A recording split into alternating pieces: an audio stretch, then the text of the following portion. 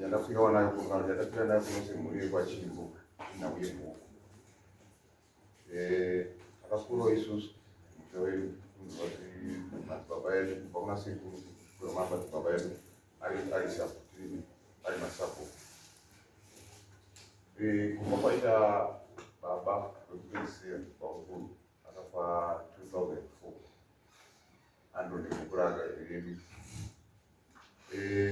ininiwo papa 2004 yo tinokwanisa kuba kuti angani zukuru angakwamba tasekita chivokasika utipa kuti angafamba katatu kuona vanhu zvichifadza akafamba anofuka kumakore 5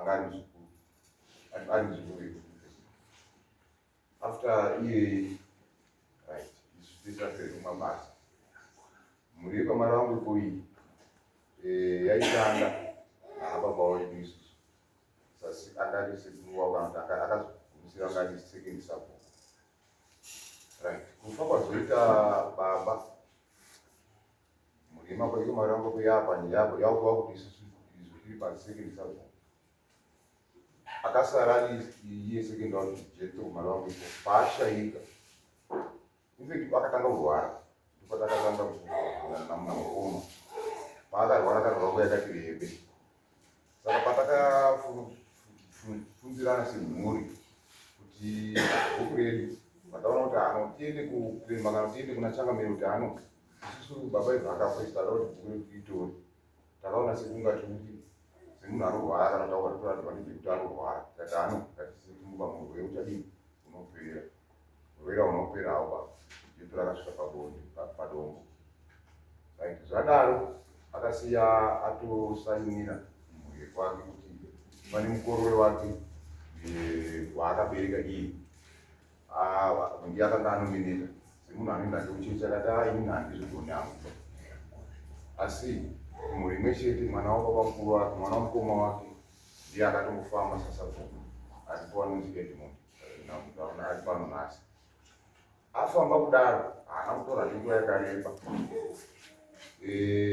mhuri yekwamara wangu ipui iko yakaungana satichizoziva semhuriwo tototi ano sezvinhu zvatakatoti wana mara wangu ipo warikubatsira nesu kubva pakutanga wachati ano vana chimbo zvinhu zvenyu zvezvi bhuku renyu rachidii titorani hazvina kuita saizvozvo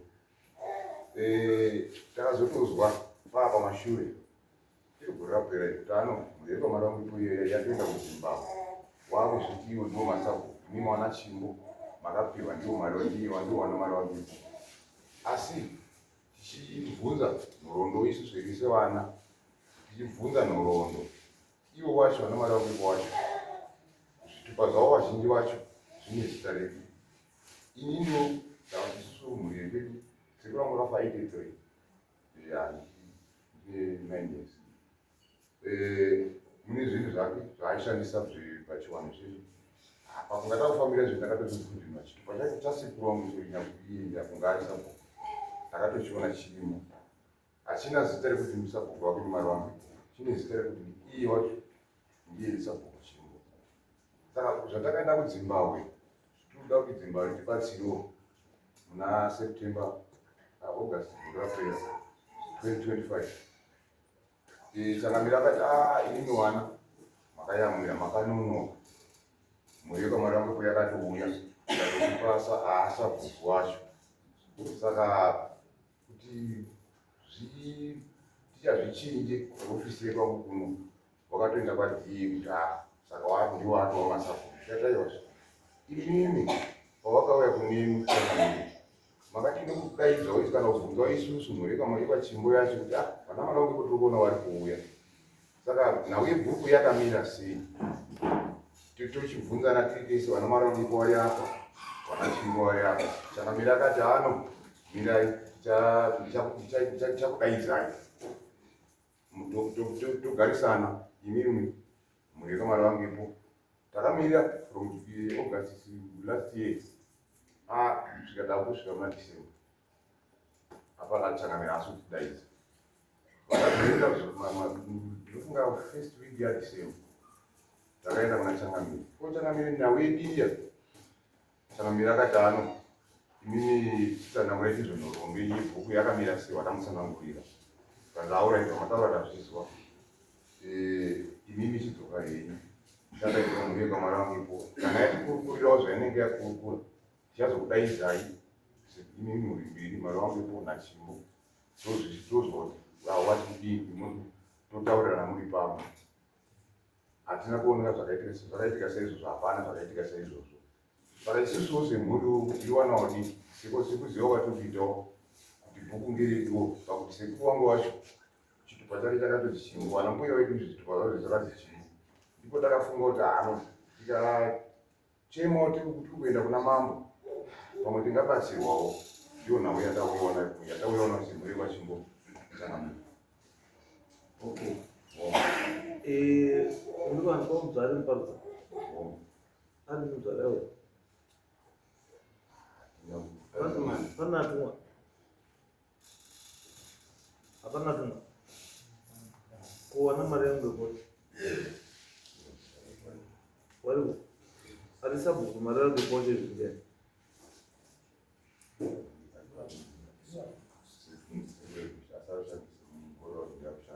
Anse kwa ebisha. Ndio. Ani baba takusuka suzi. akamili bwana.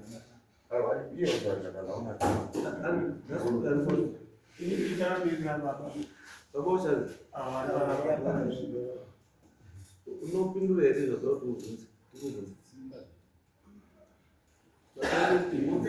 unotimirire ndikatopano pasondera kana kuti mwana mukoma kana mwana baba buda baba uri kwasaire kutaura zvokuti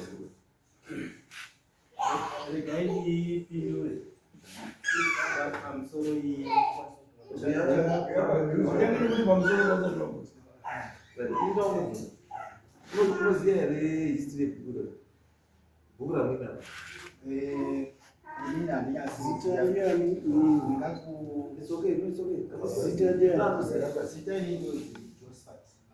uya shamwari uya ndionoziva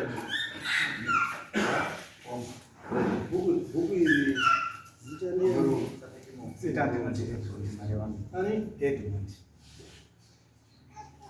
bhuku rakatanga rini bhuku redu rakatotanga kumadziseko redu pana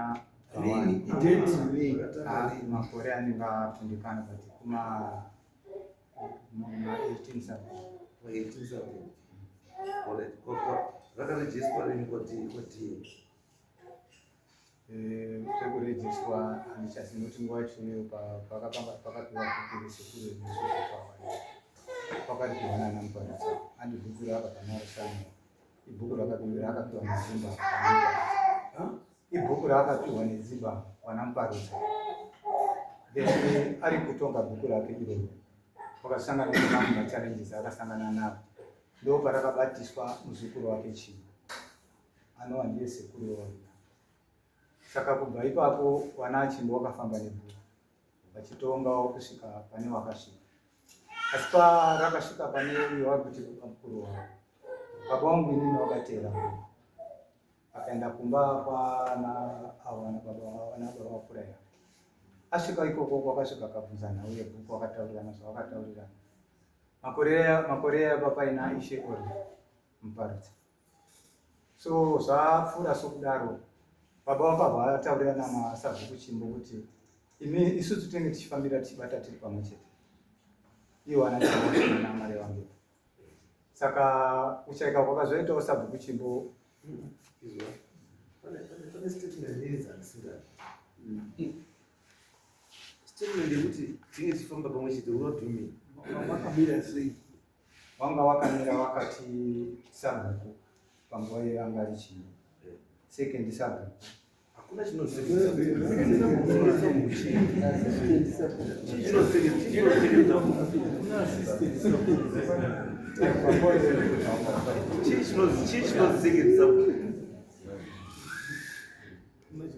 hakuna chinhu chinosekendisa ora sekendi mambo ndiani structure kwamda saka ingori ne one mambo one Ishe one Samuel Iseke sabhuku iuve. Wote vari ndokunyanya kuizwa iseke. Hakuna zvinhu zvakadaro. Iplani yenyu kuti nemukutyana. Mutraya kuaccommodation other because mukutyana. Kana munenge mukasikirira munoziva. Kamuda kutraya kuaccommodation kukutyana so. Hakuna chakadaro kana bhuku riri kwachimbo ndiri kwachimbo. Kana riri kwa mari wangu ndiri kwa mari wangu. Zvokuti azi mari wangu kuti yeseke sabhuku ruti. What do you mean?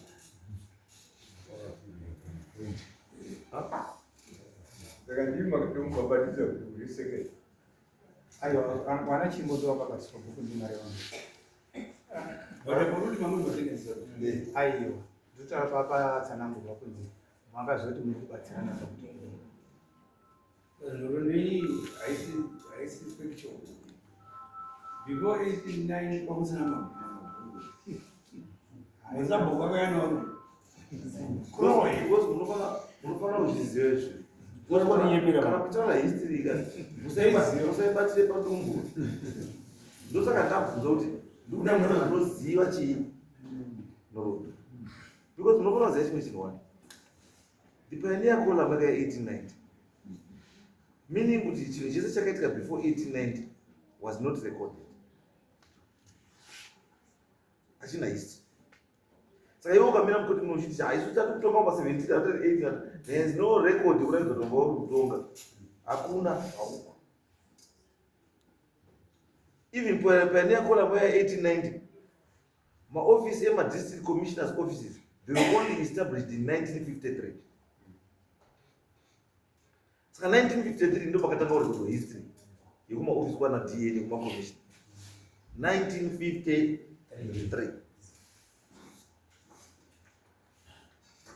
Andizvo mukatarisa history dzese idzi unozwa kuti iyi yakanyorwa ndiCrisp, iyi yakanyorwa ndiBeach, iyi yakanyorwa ndinhingi, achibvunza a specific person wemhuri iyoyo kana iri yosabhuku. Waungasingatori history kubva kune munhu wese wemhuri. Waitotageta kuti munhu anenge akati ngwari ndiyani uzi ndinhingi, wobva watonyora history yeJuda based on that. Akamungura kuti saka ndiri kana mutora nyaya kuti akasatiriyo pa 1800 kwaiti muchimbogarepi. Kuzwana mari vanga voma 1800 vamusoro whatever. Were in whatever in 1890. You were not in whatever in 1890. Wonde mazviti namutasa pagazi praise yangungunya.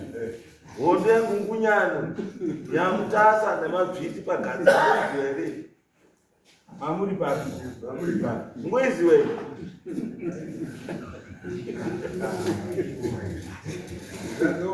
Ndati mwezi wewe wena. Wonde yangungunyani namutasa pagazi. Mwezi wewe. So it means that you cannot talk of 1890 because you're not there. That's true. Urutaura nyaya nezveutendai asati anomubarwa. Tendai chifamba usiku chaichaiwe wembiri. Uyo binga zvimba. Azwa 1845 ndiko atozvarwawo. Ati iwe totautawo kuno. Asi munhu akapa mabhuku ese muno masabhuku ese nemadzichi ese wakapiwa nditendai. Saka iyo kupa usati wavo kutendai yanga tendai waisvasvanga vanhu ndizvo akabva kutanzania kusvika kwese achiuya pese paitika igara aripo uvhasvasvanga uvaisa vanhu vake uvhasvasvanga tosamizwa namuponda kuti tatii madzimambo tatii aiwa tendai inosvika woti shamwari ndikupada yotuparoza ngatiipedzerana ubva uzinka ubva atora woenda panext apa atora wabvaisa mwana wake. Saka imukana mutaura kuti aziye yekutanga mabhuku redu pa 18 chakuva 18 upiwo mutaura kutozi mutasa chaiye kuti izvozvo zvawanawo mutasa zita iroro rakaiswa in 1821 nachinyanya rumwe. Saka imutaura kuti ndosaka ndati ndikuda munhu anoziva history yemutaura vezvamubhuku. Ende chandoziva ndototi tendai kana munhu ise musabhuku masabhuku akawanda kwamutasa wakapiwa natezvana wakadzi wedu romutasa. Madzisha akawanda kwamutasa akapiwa warume wakwambo wedu vasikana vedu wakwambo, asi masabhuku ndo anatezvana. Saiwe unofanira kunitaura relationship yako namutasa ndiko ndizwise kutangira pa. Kana usina that attachment yebhuku rako namutasa, it means hautozive zvoutaura. Muponda ndiye murume wamupotedzi, Mudzindiko ndiye murume wani washirukuru, Saungweme ndiye murume wachikanga, Zengeni ndiye murume warusinauta, Zinyembe ndiye murume wamuredzo.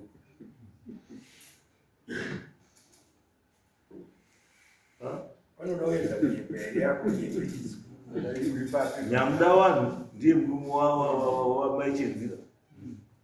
Imimi muri papi? Imimi muri papi? Apo muri. Unokona kuyakosa nenda kusaikuita wewe. Izviwe yo. Muona mtoto. Ndikuweza kutaura hivi muone the link. Anditi. Muchirawo anditi. Akapiwa bhuku as a reward kuhondo yemhando yamutasanana. Saungweme akapiwa mukadzi uyu because of hondo yepachi ipamhanda. Ndiwo one of the people aidita hondo iyi. Kuuya mwana wamutasa kambureni ndiye mwana wacho kuti wanga wachidza chii hondo iyo. Saka aya vanhu vakapera kupiwa akati mariwadza ekushanda muhondo yake yamutasa. Zimunya uya nako anditi kuti aite mambo zimunya kwaro ilendi yakaita lendi yamutasa ndimutasa. Asi zimunya ndokwakabva mai vatendai kwamuradzikwa. Zimunya nditezvaro wamutasa watendai chifambosi ndosaka zimunya akapiwa. Ndosaka uchiona kuti mukadzika kwese mukasvika paeri yaise kusvika pazviri kwadai kuteti maira kuzikwana kwamarwenzi akaona kwamarwenzi mwarwenzi ndiya mwana mukomana mukuru wamurawa. Saka muda kuti taure kwatarisa kwamutasa izvizvi mukatarisa mazita ari kwanakwa kwazimunya kuna nangwende kuna namukukudzi. Mukukudzi uri panapa mwana wamutasa uyu. Mukukudzi akapiwa nezita rasekuru kwazimunya. Saka ini mudawo taura kuti nditaurirei bhuku renyu, bhuku iri ngerachimbo here kana kuti ngevamari vangepo. Arutambira ndiani? Pane rutambirira? Pana substantive here village here? Nepepa ndiani?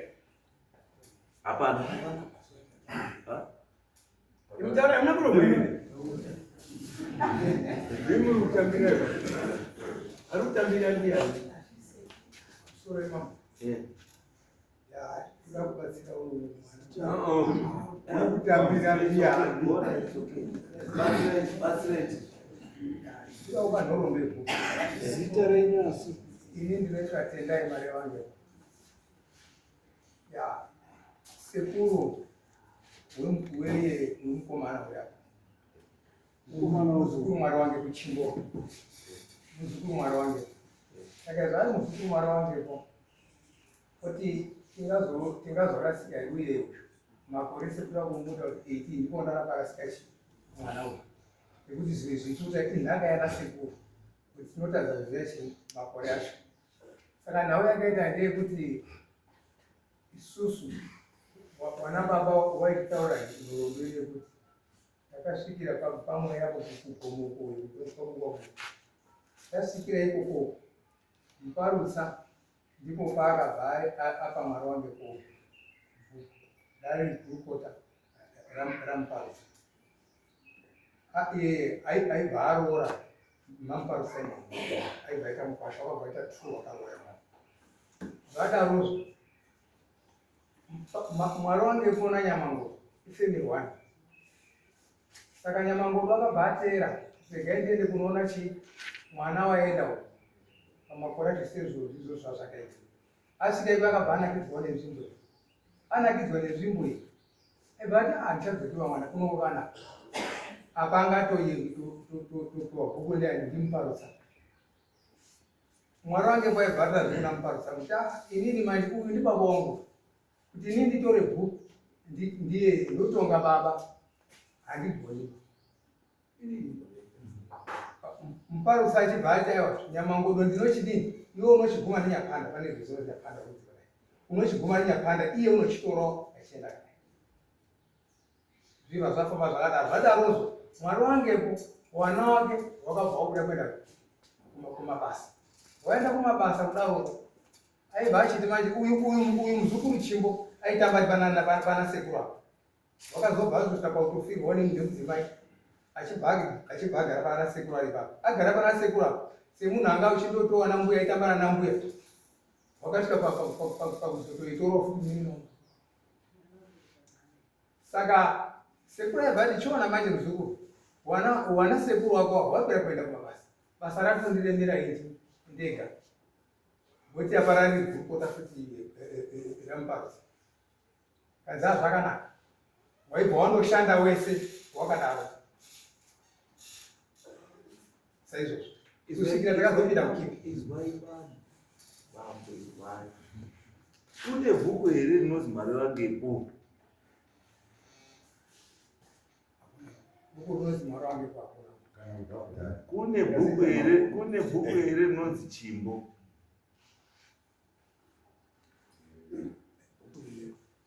ndati kune bhuku here rinonzi Chimbo wandowana chimbo ndamuudza ndati kune here Mwari wangepo hakuna ndikati Chimbo ririko here mukati ririko ndeutirwe changu chitakamiri zvavataura kwai zvairosviwa zvakanyorwa changu chakanzi chimbo chakazati chimbo chakazi Chimbo chimbu CHIMB chimburi ririko here bhuku iro ende zvitupa zvaizvo aiwa ndati bhuku iro ririko here chimburi chimbu chimbu ririko here chitupa changu chakadonzwa ndati ndotirivaipambo ndati ririko here ndotiririere inoshandiswa kuti chimbo riri ndati chimbu ari pachitupa chako ririyo here bhuku rachimbu rinongoshandiswa kuti chimbo ndabvunza saka uriwe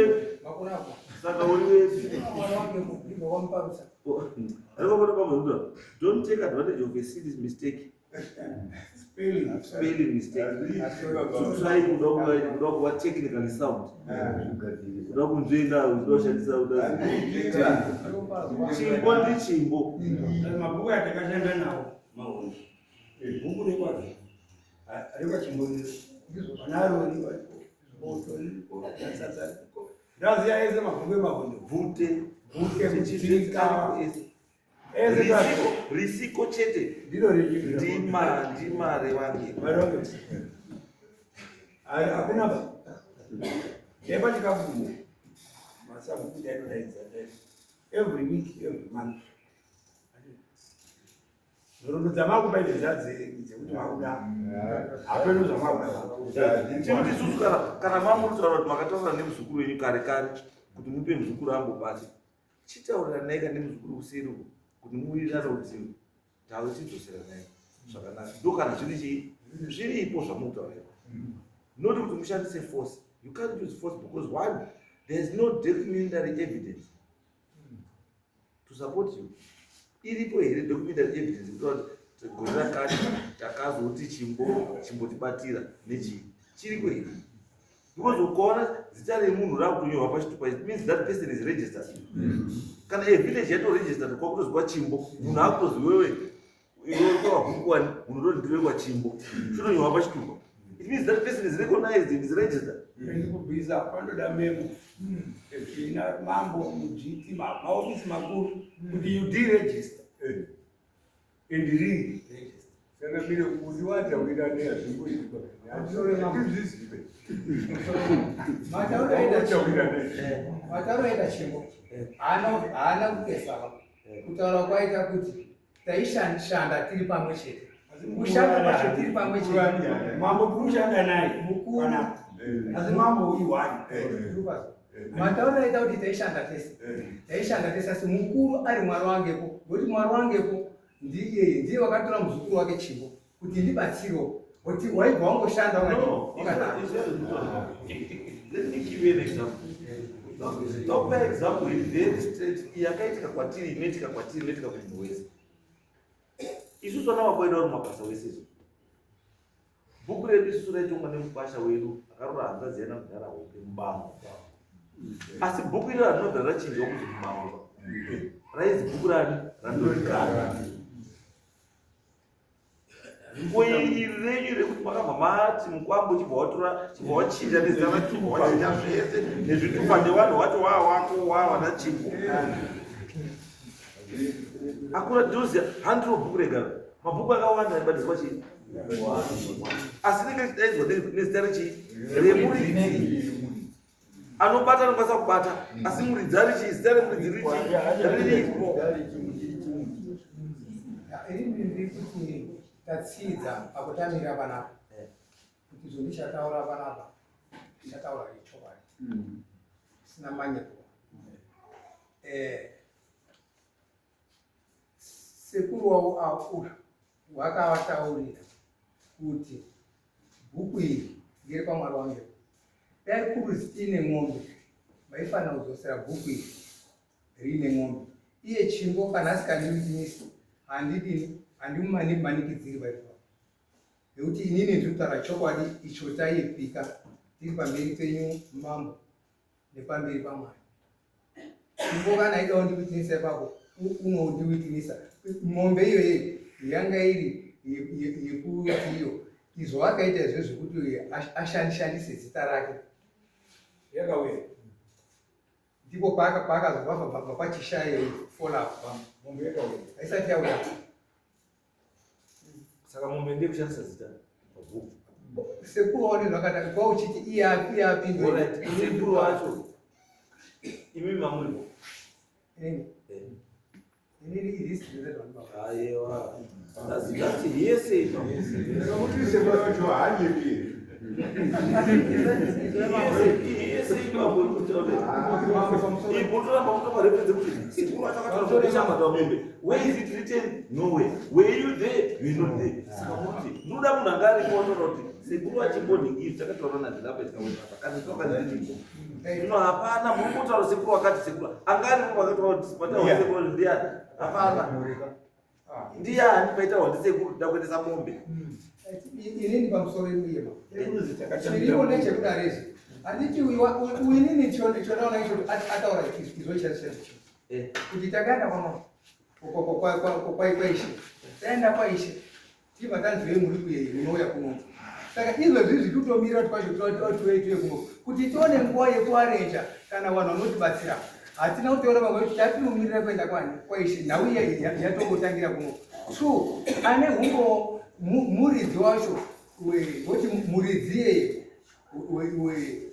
muridzi wechipo property ndinoti nini kana kukushasha kutaura pane kushasha mukuziva kushasha mukusaiziva ndinenge ndashasha mukusaiziva iye property yenyu imini mambo naishe Muparutsa. Saka ishe Muparutsa ndataura kuti ndiye wakatinongedzera kuti wewe imimi ndimasabhuku. Saka inini ndiyo ndikatoti ndiyo ingaita mboo yedu. Apa nozokwanisa kuenda Izwai pamwe. Mukona pane nyaya yangu ndeyekuti kana Muparutsa ari kuziva kuti bhuku iri ndakapa mari wangepo, sei akabvumidza kuti bhuku iro ridaidzwa kuti Chimbo? Iye ari yemuridzi ndiye nyakupa. Ende munhu ari kurana mabhuku ese iwawawo muarea munhu ndiani? Ndiye Muparutsa. Sei asiri kubvunza kuti muarea mangu handina bhuku rinonzi Chimbo? Why ari kuda kushandisa mazwi asikashandisi pfungwa?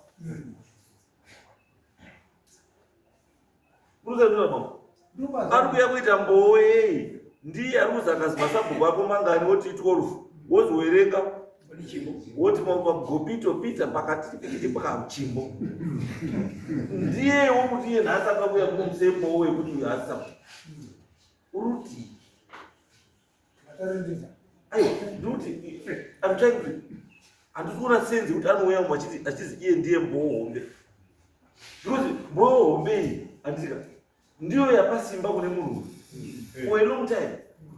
Andisi iye ndiye ari kuziva kuti ndakapa mari wangepo. Andisi asi bhuku iro ndakapa mari wangepo rakuzi chimbo. Andisi munhu aifanira akachinja izvo zvokuti mambo apa pane dambudziko apa uyu handiyo takapa chii bhuku takapa nhingi bhuku ndera nhingi ndiri pari taifanira kutaura izvo kwandiri not kuti imimi muende kwaari muchiti bhuku ngerero because imimi zvamakuita manje makushandisa zita rekuti muparuta kuti ndiye akatipa kuti muparuta akasvika muno munhu ati bhuku ndera chimbo she will feel very guilty kuziva nokuti ndiwo akatipa iwo vote handini andikaona ndotaura ndobva ndotaura kuti chinhu chaifanira chakagadziriswa naishandi chamuparuta ndiye afanira kugadzirisa chinhu kana anga achiziva kuti chinhu chinomamira chake but kana tasvika pastage yekuti vanhu vane 70 years ka wari kuzi bhuku rako unobva kwari unobva kwachimbo muzotanga 8 years down the line mutanga kuti hafanira kunge ari chimbo unofanira kunge ari something is not right. Then something is not right. Nobody knows. She cannot come here as a witness. She has to come here and tell me what is correct. Then don't way forward. Not that way, that's not way simple. And they already got which imboga safari kwenda iko kuwai. From the way you want to tell you, you know that Ishe Mparuta is conflicted in this case. She is conflicted. In this case, she cannot handle this case.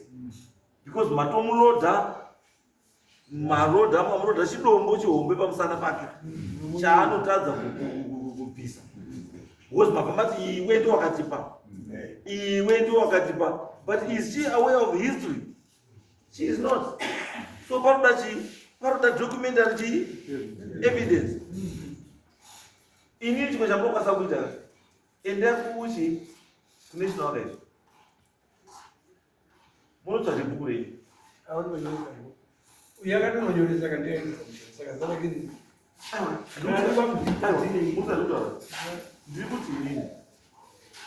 We already put DA, still a man the one. I already put there are cheese. And ukaenda ukanzo kwa mtasa muna arikuza development lane mechi kwese kana communication ebuku ero kana ikuenda kwa chini haisikwenda kwa mara which means the only person recognizing the ebuku ndichiko and sikaini kuti iwe ukanoda kuprova vanhu vese kuti yes before munhu uyu ndini ndandiripo ndiri mudhivechi wechini and so it means kuti chinhu chakuda research station aituma chimbobva anoita saka kuenda kuarchive ndiyo unonobuda zita rekupoza hati maishanda mese uyu ari mberi uchiti tiri masecond sum saka aiwa ava vaitoti uyu ndechesaka second sub iye ari ndosaka asikuituma uyu inda kuhurumende kwakarejiswa chimbo ndopane bvunzo ipapo mutora ipapo muri haikubvunza kana maranga kuti yakasevenzisa ati sisekeni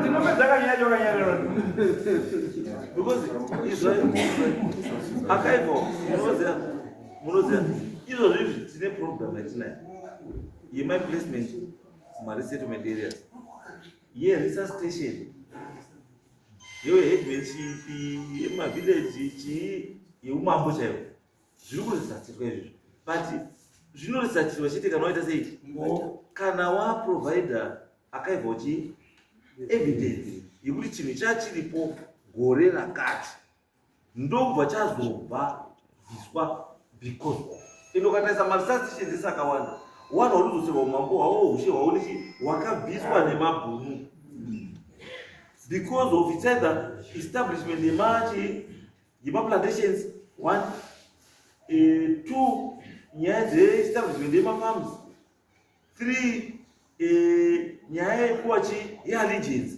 yekuti vamwe vanhu vakabviswa mamboningi hatichi warungu wobva wazi ngatimubvise tiise murungu wedu anotiteerera.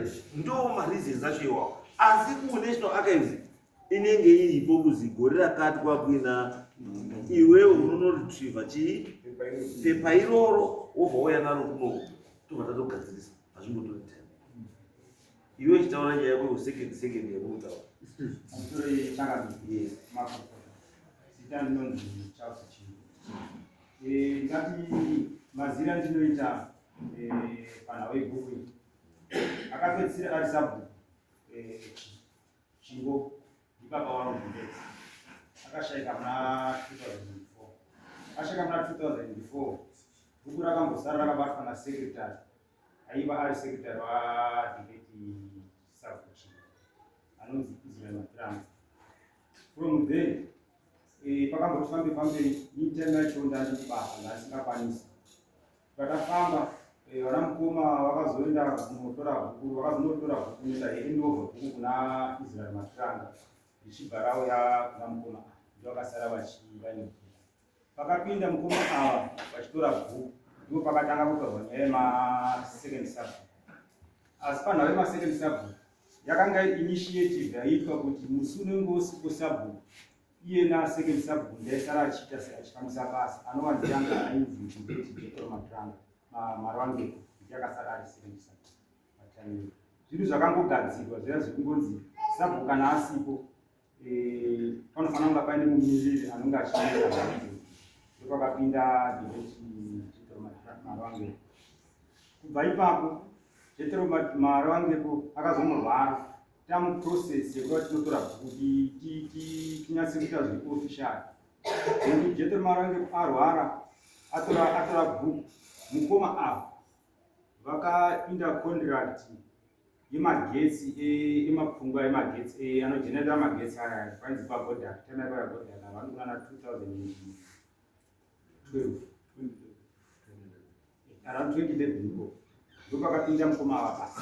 Mukoma vapinda basa kumagetsi Dennis wapinda basa kumagetsi vakatanga kushanda mucontract iya. Pakanoenda kunobuda nyaya dzese kuti dzizosvike padzari nhasi inhau yekuti mukoma vakanobvunza mari kumurungu kuti mari yatiri kushandira hatisi kuiziva imari. Then murungu anga ari mudzi wecontract haana kufara nazvo akabva aenda kuna muzvara tamiyo. Achaenda kuna muzvara akabva asvika achiti munanonzi Dennis ari kukonzera mhizhonga pacontract ari kurequesta mari zvinova zvandisiri kufara nazvo. Saka muzvara akabva ati iwo sinzi uri mutungamiri haungakwanisi kuita mutungamiri uchinoinfluenza vamwe vanhu kuti vaite sei vapandukire murungu. Saka zvoreva kuti izvo hauchakwanisi kuita mutungamiri dzakuchida second subbook vaite sei auya atore post. Ndo pakabva pauya Jetro Marwangepo achibva apinzwa namuzvara. Tikangoti ano zvinhu zvangoitikawo zvinogadzirisika zvatopera. Ndosaka ndataura kuti muzvare haakwanisi kuuya as a witness because she is for conflicted. Ndiye akapika munhu uyu akamupa bhuku because haasi kuirana neupi neuyu, but handiyo position yehurumende. Hurumende ine position. Hurumende ine position yekuti kuna sabhuku ane file office kwa TTC ndiyo inokomunicata nechii naye. Izvozvo kuzvinyi zvokuti masecond subbook nechii zvinokonzera confusion ende zvinokonzera futi kuti vanhu vazourayana. Second subbook anozombotonga kupi kana first subbook ari kuti anotonge kuuraya munhu. Hakuna chinhu chinonzi second subbook. Mazvizwa izvozvo hakuna chiro chinonzi second year. Sabhuku chainacho chanokwanisa kutonga nacho ividhiko. Vidhiko ndiye anotonga naye sabhuku, noti kunzi second sabhuku. Tiri panapa izvi kutozi pana second mambo. Panapa.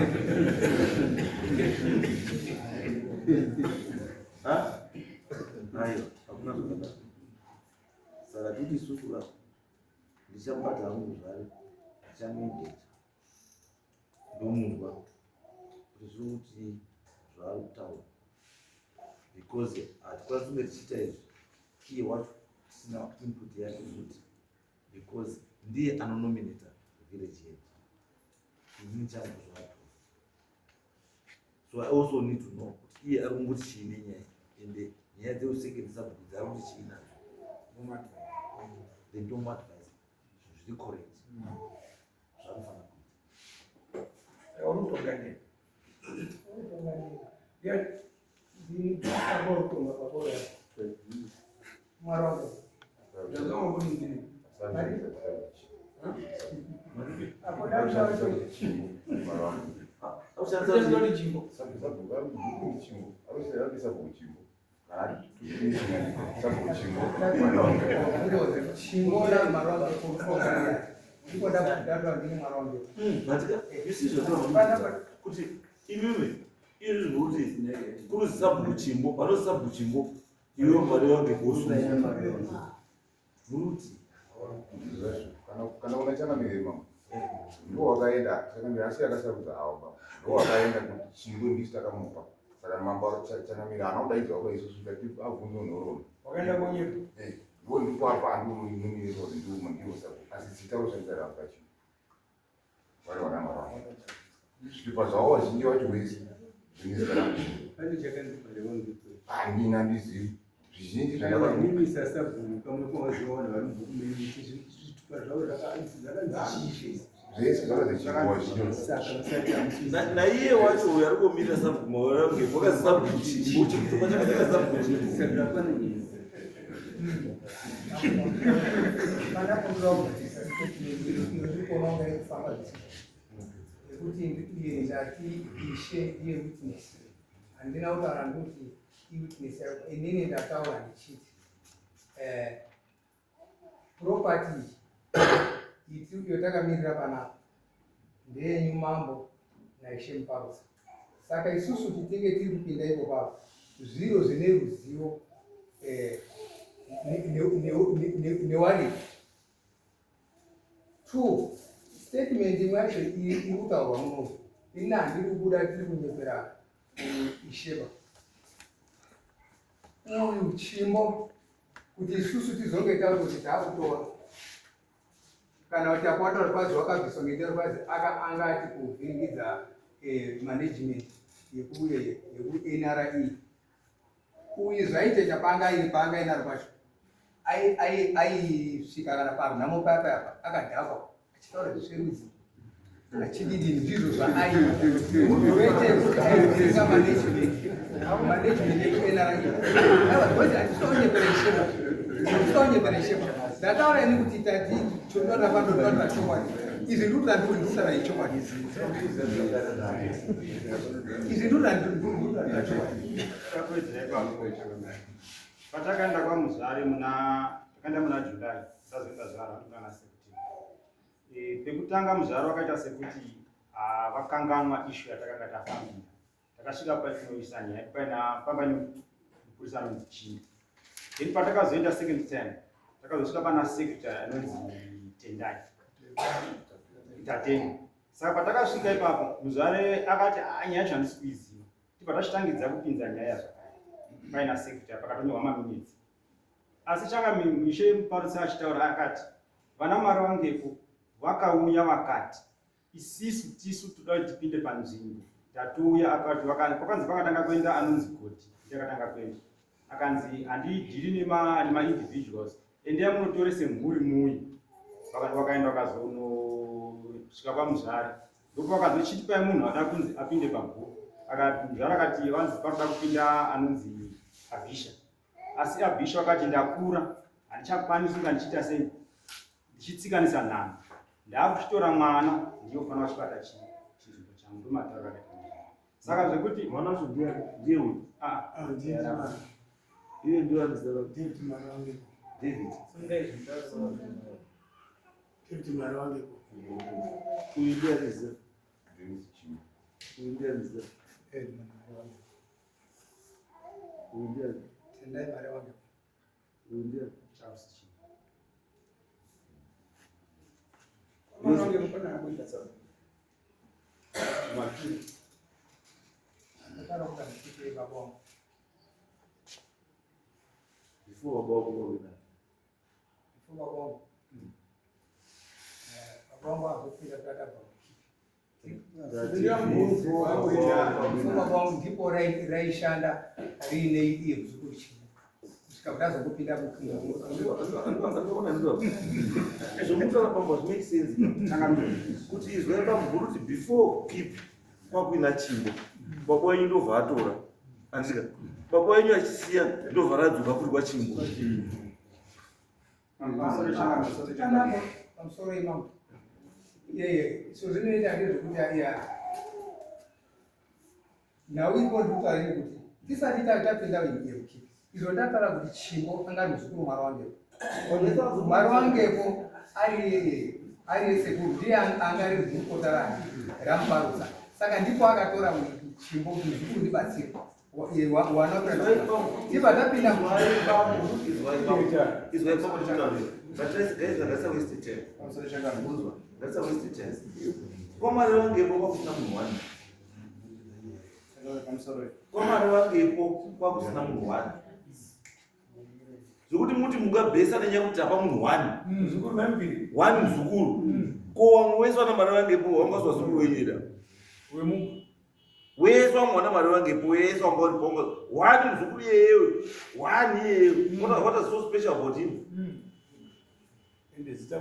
Ele pepo zitari mzukuru. wani yesitari muzukuru yeye ili yeyo vetipiwa sitari muzukuru yeye wani muzukuru tarakizve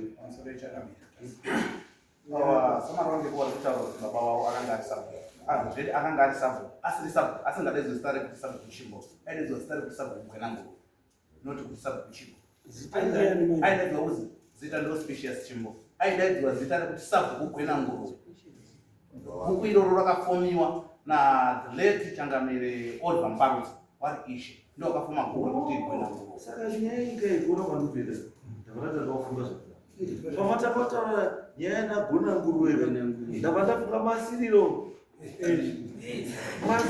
parutsa newaya nechii ndonyaya dzanagona nguruwe dzakagona nguruwe pamatapata nyaya gona nguruwe okay iroro bhuku racho changamire ririko kupinda kwaita baba wavo avo ainzi Shadrach Marange achipinda pabhuku paakafa pakapinda ainzi David Tiwepi akashaya pavo pachibva pazouya anonzi Oliver Nyapereka achibva ashaya pachibva pazopinda anonzi Victor Mandela ndiye aripo izvozvo kwagwenanguru ndaoshandisa authority asi tisati tasvika pesa paane bhuku racho ragwenanguru renhasi the late Oliver Mbarutsa achiri mupenyu aitora vana Marangepo achitwaza achibva ati kuna Shadrach Marangepo iwe muzukuru ndoda kupa bhuku rekuti uite seidzi ufane kubata inini baba vangu vaibata bhuku kubva pachisvisi kana muchikuziya pachisvisi paya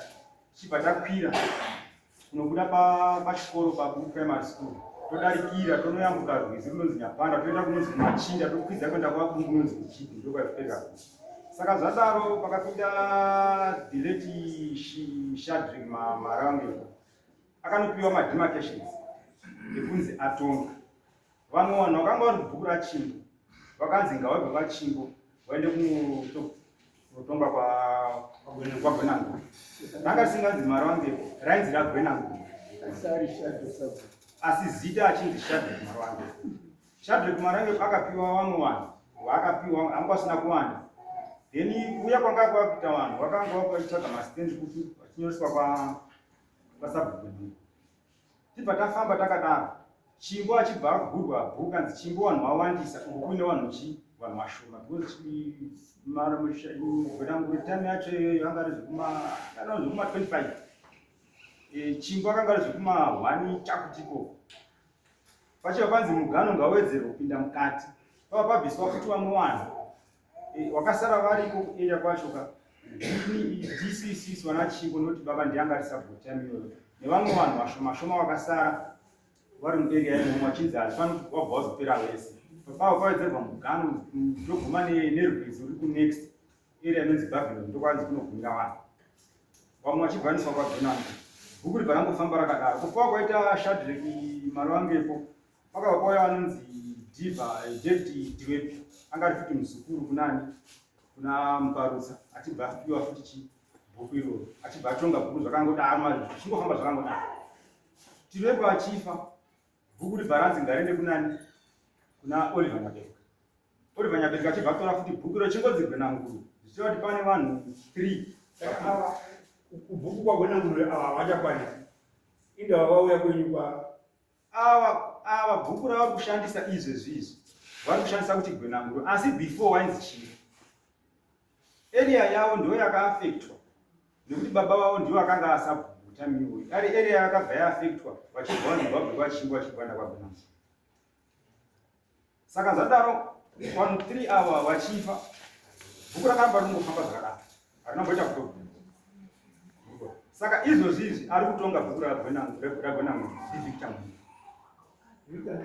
Mandura yesabhuku Gwenanguru aripo izvozvi iri rapachimbo iri harinamboita problem kana chekufa kwaita sekuru sematauro vanzi vana mukoma sekuru wakafa 1983 haindani changu diki baba waizotorawo haranonana 84 kusvikawo kure weni ndichizongokura ndichikurawo kusvika ndaenda kuchikoro kusvika ndapedza chikoro ndaenda kubasa ndikashanu ndakadaro ndiyo nhoroondo yainga ingoripo ende zvaiitwa pachena papasina kuti taimbobvunza taimboona nemadziso ndichituti kunosvika baba washayo 2004 hapana kungoita problem kana kuita seproblem yazotanga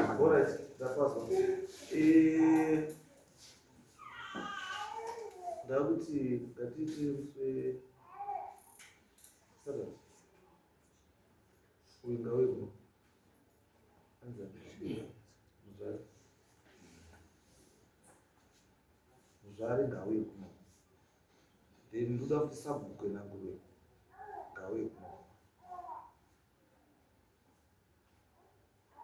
uzotona pane nyaya gozi patakatoona nyaya dzana Gwenanguru nana Machinda nani ndava ndatona masiro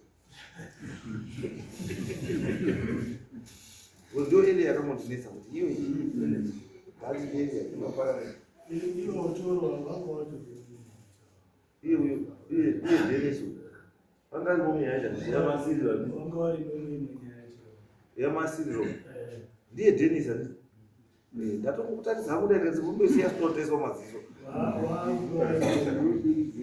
ona inoda kunibiridzira ndazoziva Dennis wa masiro alright ndaiti Saturday muzvarenga uye tingataipedza sina asi imi muchabuda kana mwine mbo wamwina imi wana maaga ana mari vangepo mwene mbo wacho kana mwina mbuye kana mwine umbo kuratidza kukura karirei munoenda then iyo shamarozoti kumaenda fayaone rachimbo ndoda kwadzidzisa